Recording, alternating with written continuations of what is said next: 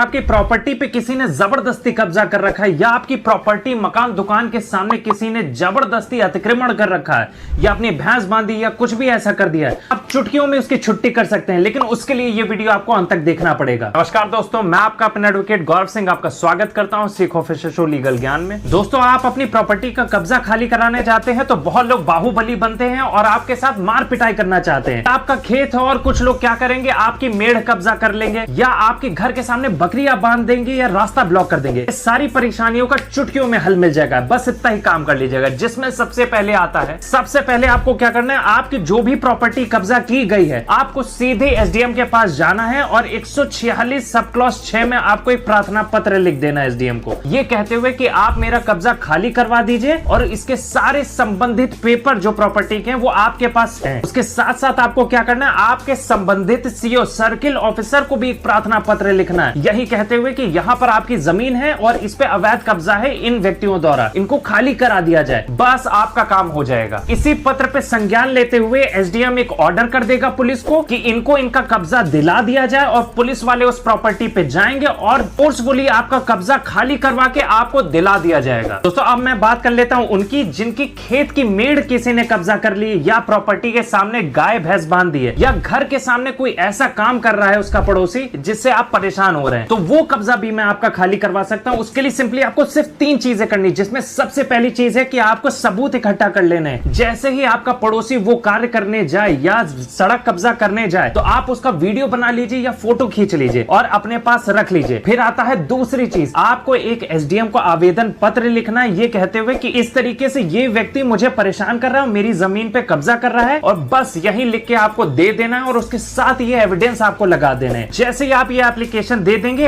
SDM उस व्यक्ति को एक नोटिस भेजेगा, और अगर उस नोटिस का वो रिप्लाई नहीं करता है और कोर्ट के सामने नहीं आता है तो 188 में उसके खिलाफ कार्रवाई होगी और उसे 1 महीने की जेल और फाइन कर दिया जाएगा। और उसके बावजूद भी अगर वो आपको परेशान करता है तो उसे 6 महीने की जेल हो सकती है और उसके साथ साथ डबल पेनाल्टी पड़ सकती है। तो उसके साथ साथ पुलिस बल को लगाकर जो अतिक्रमण की जगह है वो भी खाली कराई जा सकती है। लीजिए, आपका काम हो गया। और अगर आप फिर भी किसी परेशानी में हैं तो नीचे दिए गए फीडबैक बॉक्स में लिख दीजिएगा वो परेशानी, मैं उस पे भी वीडियो लेके आ जाऊंगा। और अगर ये वीडियो अच्छी लगी जल्दी से लाइक कर दीजिए।